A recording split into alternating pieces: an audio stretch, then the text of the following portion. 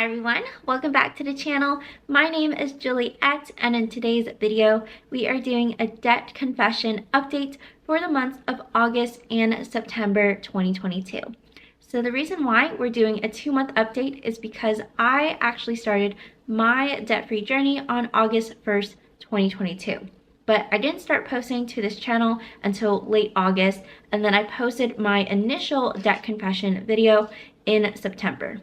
So nowhere on this channel do I have anything about my debt-free journey progress in the month of August. So I decided, why not just combine August and September into a single update video? So I'm really hoping that this video can be motivating and inspiring for you to either begin or continue on your debt-free journey. I'm sharing my real raw numbers of the money I'm putting towards all my debts that I currently have. And hopefully we can both take a moment to step back in our debt-free journeys and look at all the progress that we have made, since every debt-free journey can feel very long and intense and can be very discouraging when you're looking at your balances and going, oh my gosh, this is going to take 12 months, 24, 36, however long it will take for you to pay off all your debts and get those balances down to zero. It can feel very discouraging seeing the amount of time you have left to go on the journey. But when we take a moment to step back, look at where we started and where we are now, it can feel very powerful. It can feel very uplifting and hopefully encouraging for you to just keep on going, because if you've gotten this far, you can go even further. So without further ado, let's go ahead and head into the Google Spreadsheets and talk about where I'm at in my debt-free journey. Alrighty, so we're currently in my Google Spreadsheet where I did my initial debt confession video. In that video, I did share that I have 3 debts that I'm trying to pay off. And luckily, I've not added any new debts. That is not the plan whatsoever. It's simply, let's pay off these 3 debts and then start saving for a house. But right now, I'm currently trying to tackle these 3 loans. So I currently have 2 federal student loans that I took out during graduate school. And then I have my car loan that I added on once I graduated from graduate school.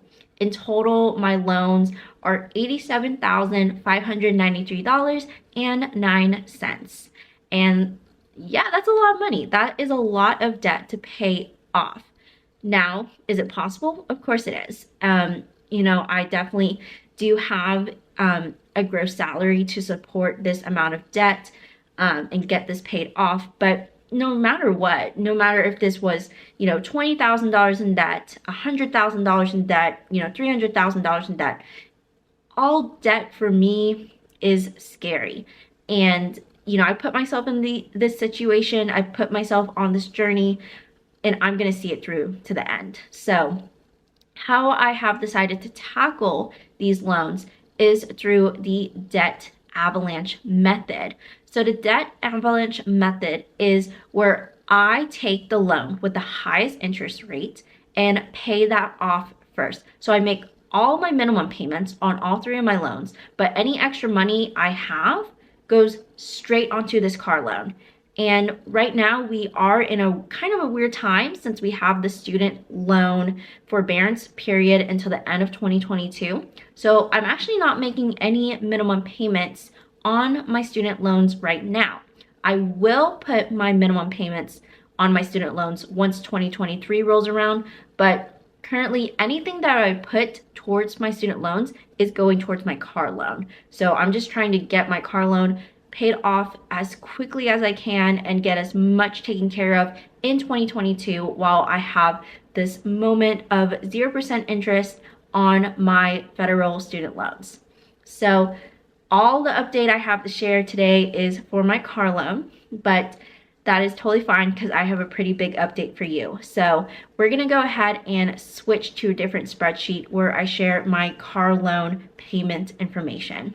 Alrighty, so before we start the update, I do want to give a little bit of context to my car loan. So I originally financed my car on July 16th, 2022. So this is a date where I came in with my car, my old car, ready to trade in and ready to purchase a car. So I ended up with a used 2019 Lexus RX 350F Sport. And that car, I financed it for $46,593.09. And I have a pretty high interest rate of 7.59% and a minimum payment of $718.83. Now, this was my very first car loan I've ever had on my credit history. I also didn't have a co-signer, so this is just me, myself, and I. And this is what I ended up with. And yes, pretty naive to the entire situation with buying cars and negotiating cars and just knowing what to do in this situation. I did have my brother-in-law help me during the car purchasing process, help and negotiate down the price, as well as negotiate the trade-in value of the car I was trading in. But nonetheless, I do have a pretty hefty car loan that I am dealing with, and it does scare me. This amount of money with this interest rate frightens me. And so that's why I've decided that, you know, not only with the logic of the avalanche method, but just the fact that this loan is so heavy on me, I'm gonna get this paid off as fast as possible. And that's what I'm intending on doing. I am planning on paying off this loan in 1 year. So I actually want to be free of this car loan 1 year from when I financed it. So by July 16th, 2023, I want to have this car loan paid off and hopefully that title for the car, you know, on the way to my mailbox. So I believe I can do it. I really do. And I'm gonna do whatever I can legally to get this paid off as fast as I can. So let's talk about the progress I've made in August and September towards this car loan, as well as where I'm headed in the future. So going over here, so I'm gonna scoot out a little bit so we can see a little bit more of the spreadsheet. So any of these colored cells right here, those are actually payments that I have made towards my car. And then anything in white that you can see below here, and there's even more below, but those are payments that I'm estimating or have scheduled to make on my car loan. But let's go ahead and talk about what I've actually accomplished. So in August, I made my very first car loan payment of $718.83. So monthly payment, checked off, felt great about it. And then I wanted to make some additional loan payments, but I was kind of just trying to learn to trust the Lexus Financial app. That's basically the phone app I use to make my loan payments, since my car is financed through Lexus Financial. And the only way to pay my car loan is through the Lexus Financial app on my iPhone. And it really sucks because the website for Lexus Financial does not work at all. I always get error messages. I have tried to call Lexus Financial once, and while the payment did go through, it was just very unnecessary. Like the, you know, clicking the different numbers to get to where I needed to go in the directory, having the person on the other end read me off all the fine print multiple times and having me agree over the phone. It was just like, it wasn't really worth my time. So I've decided the best way for me to pay my loan is just to go through the Lexus Financial app on my iPhone. So that's what I've been doing, but really I just let August be a test run and just making sure that all my payments were going through correctly, and also just kind of figuring out how the interest and the principal works, since literally this car loan is the very first loan that I've ever paid in my life. I have never been in credit card debt. I rent, I don't have a mortgage. So this is my first taste of, paying off loans. And yeah, so just trying to learn things in August. So I made, 3 more additional payments towards my loan, and I felt really good about it. And I was able to, bring down the balance to $44,945.79 on my car loan by the end of August. But I knew going into September that I needed to make more progress. I felt that this loan amount was just so heavy on me, and I wanted some weight lifted off of my shoulders. So on September 1st, 2022, I decided to make 2 loan payments. The first payment was my monthly minimum payment. That's $718.83. And that payment actually soaked up all the interest. And then that second payment, this really large second payment down here, the $15,900 payment, that actually all went to principal.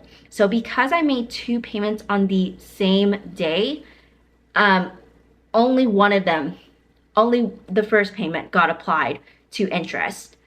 So, and that's what I intended. That's what I fully intended on doing, because I knew that I did not want to throw $15,900 towards my car loan just for some of it to be eaten by interest. So I'm very glad that it all worked out.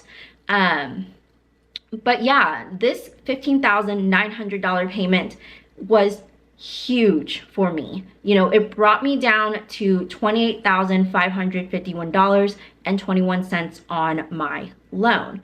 And knowing that I still have a good amount of money to pay off on my loan, but $28,000 just seems a lot more manageable for me than $44,000 or $46,000 or whatever. Like, this just feels more tangible and definitely makes me feel better about myself and feel like I can do this. I can actually pay off my car in a reasonable amount of time and hit that 1-year goal for myself. Now, you might be asking, where the heck did you get this money? And also, why didn't you put this on your down payment for your car initially? Because I'll kind of scoot this even further back.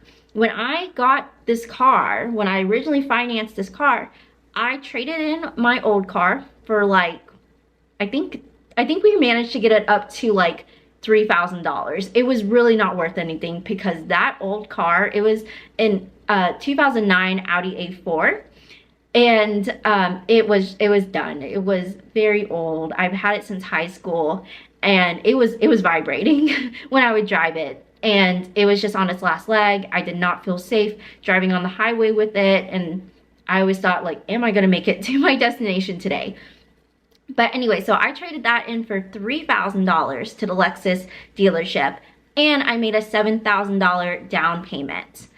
And that's what I was willing to give up at the time. At the time that I made the move to put this $15,900 on my car payment, I kind of soaked in a lot of Dave Ramsey.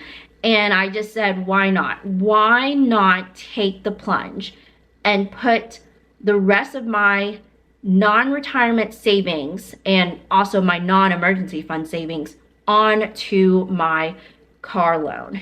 Because it would lift so much weight off of me and make me feel so much better about my situation. So this $15,900 is a combination of money that I had been saving for 2 years. I had been saving this money towards my student loans once forbearance ended, and towards a future house. But I just decided it's gonna be better put towards my car, because at the end of the day, like, I can have all this money in savings, but it's not gonna make a difference if I still have debt, because that's money I still owe. That money that I owe still puts me at a negative net worth. It still makes me feel bad about myself. And so no amount of money in my savings is gonna make me feel better if I'm still in debt. So why not just go 110% intense and throw this money at my car loan and get this out of the way. And I did it. Like, as much as I feared that this money could be used in case of like an emergency, I said, this is an emergency. This car loan making me feel this way about myself and this way about my finances is an emergency. And again, this is not even emergency money. This is just savings. I have a separate emergency fund that I've not touched. But this just felt like the right move for me to just go ahead and get my loan under $30,000 to a more manageable number that I could actually start tackling down and get paid off by that 1 year end date. So that's what I did. But yeah, again, like, this money is money I've saved up for 2 years. It's not money that was gifted to me. It's not money from like a rich husband or my dad or whatever. It's literally money that I have saved up for 2 years. And I just decided to throw it at my loan. So then after I made that huge payment, you know, I kind of had to take some time to just recuperate, and I made 2 other payments so far after that. One payment was for $293.26, and then another payment for $2,500. Now I am planning on making one more payment in the month of September. So I'm filming this on September 24th, but on the 26th of September, I'm gonna make a $720 payment on my car loan. It's already scheduled. I'm not canceling it. The money's already in my bank account. I'm not going back. So if we are assuming that all these payments are final, finished, then if we go back to my loan summary page, and I've hidden some of these columns, so I'm gonna unhide just so we can see where I'm at in my debt-free journey. All right, that was the opposite of what I wanted to do. Maybe I should try reading. There we go. Okay, so I have added these 2 columns to my debt confession page. So by the end of August, my car loan balance, remaining balance, went from $46,593.09 to $44,945.79. So that is awesome. But then in September, with those hard-hitting payments I made, my loan balance is now down. You know, this is after that $720 payment on September 26th that I'm definitely going through with. Then by the end of September, my car loan balance will be down to $25,182.76. So that makes me so happy to see, you know, how much I've been able to knock off of my car loan in these 2 months. Now, granted, I already had savings for other reasons that I put on the car loan. So I've kind of, you know, accelerated the process because I had those savings, and that may not be realistic for many people, but for me, that is, you know, I'm using what I got. I'm not like cheating the system or anything, but I'm using what I got. I'm putting in the intensity to pay off this car loan as fast as I can. And if that means liquidating my savings, my non-emergency, my non-retirement savings, then I'm gonna do it because I want this car loan done. I want the title in my hands. I want to own this car. So by the end of September, my debt that I have in total from my student loans and my car loan is now at $66,182.76. So we are definitely headed in the right direction. That makes me so freaking happy, and I'm very excited to see where October takes me, as well as the rest of 2023. But let's go ahead. I want to backtrack a little bit back to my loan payment spreadsheet.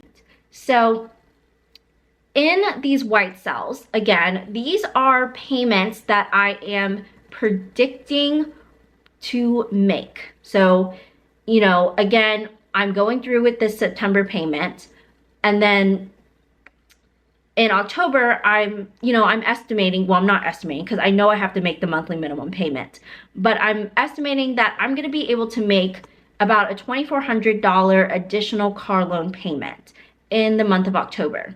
And then in November 2022, I'm estimating that I'm going to be able to make a $2,700 extra payment towards my car loan, and so forth. So any of these extra rows, those are extra payments I'm making towards my car loan.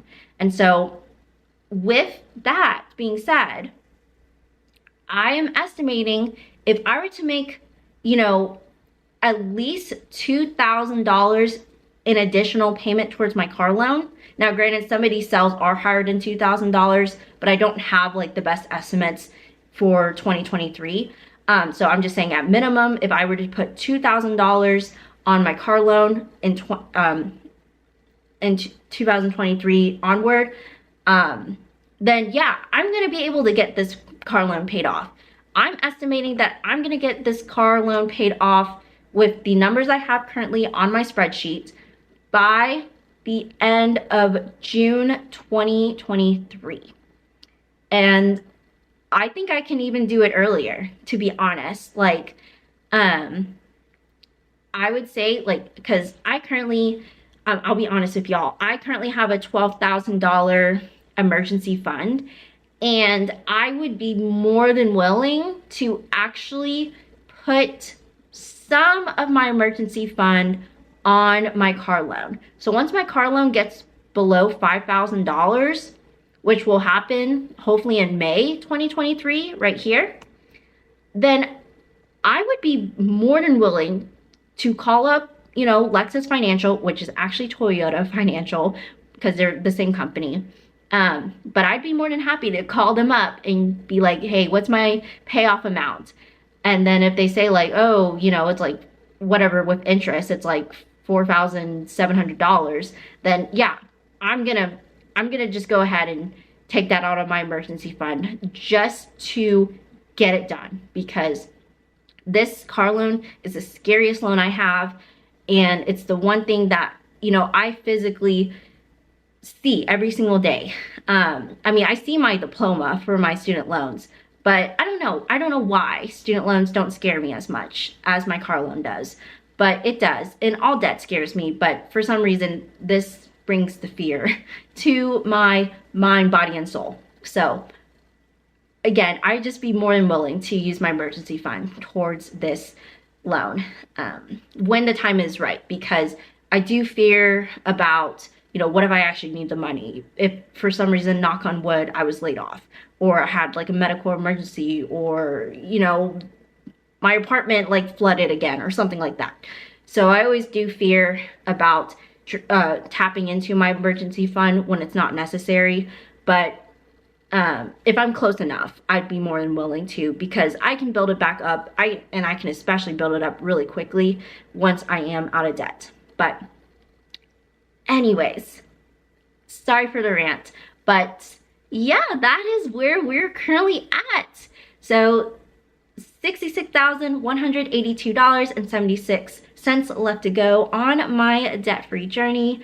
Thank you so much for watching this video and making it towards the end. Please subscribe and feel free to leave comments down below. Talk about your debt-free journey, ask me questions, whatever you feel like. But, you know, we're in this debt-free journey together.